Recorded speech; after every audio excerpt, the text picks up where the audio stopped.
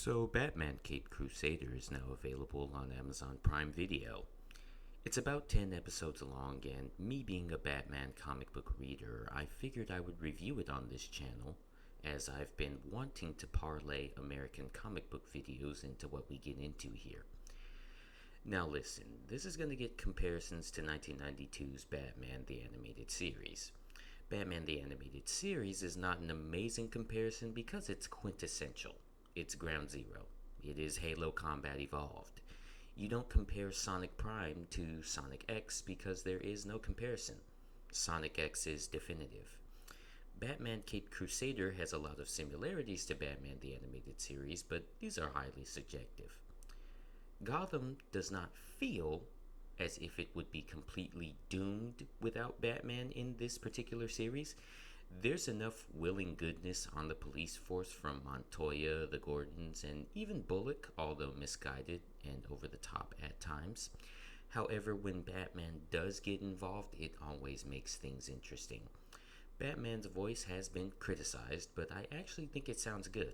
It's Bruce Wayne that tends to irritate me. And this series portrays Batman as being the true personality and Bruce Wayne actually being the fake one. Things did get edgy at times. Catwoman basically scraped Bullock's face, which is something that looks like it hurts dealer.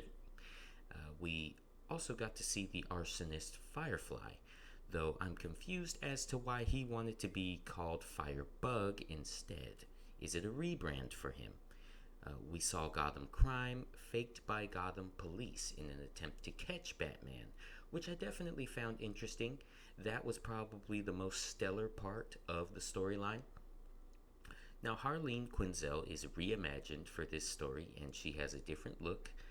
I've read and watched so much Batman that these things ultimately don't bother me, and they don't show the story as being different at all. They don't slow it down. At the end of all 10 episodes, Harley is the single adversary that really sticks out. She looks like she's going to be a huge problem for Gotham going forward, and they largely kept things the same as far as her being a counselor.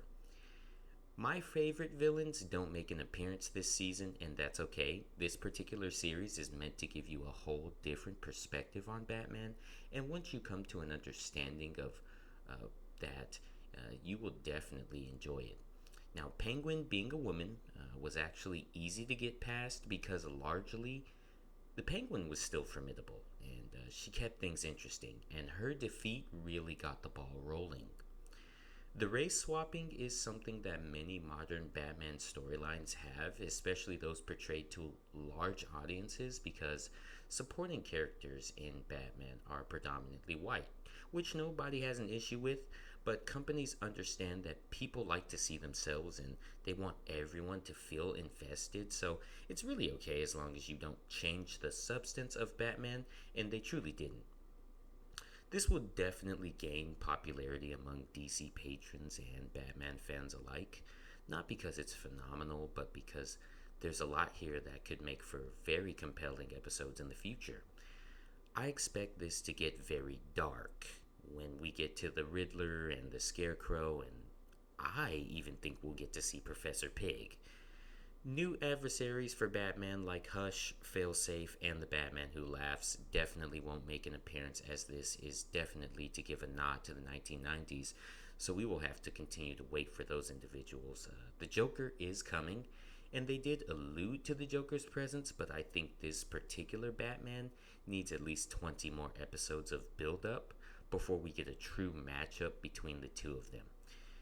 Now, I've noticed a trend, and I want to call it out because I saw this in Matt Reeves' Batman movie, and he did go on to produce this animated series, but I also read 4 issues of Batman Dark Age by Mark Russell, and I saw this in his rendition of Batman 2. Bruce Wayne is now very disrespectful to Alfred, and when we speak about Bruce Wayne's childhood, he is now a delinquent.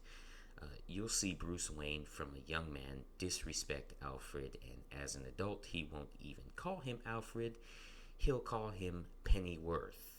Whereas I'll mention that Mark Russell has it where Bruce Wayne has, as a teenager, kept drinking and going to juvie until he went to fight in Vietnam. And then Tom King also had Bruce Wayne attempt to commit suicide as a kid. So this new generation of Batman stories is going to include that, whereas you would never see that back in the day. Even in the comics, Alfred cares about Bruce and he can't stop Bruce from doing what he wants, but this new stuff is downright contemptible, acknowledging that, most kids nowadays are disrespectful to their guardians, so, well, it does fit.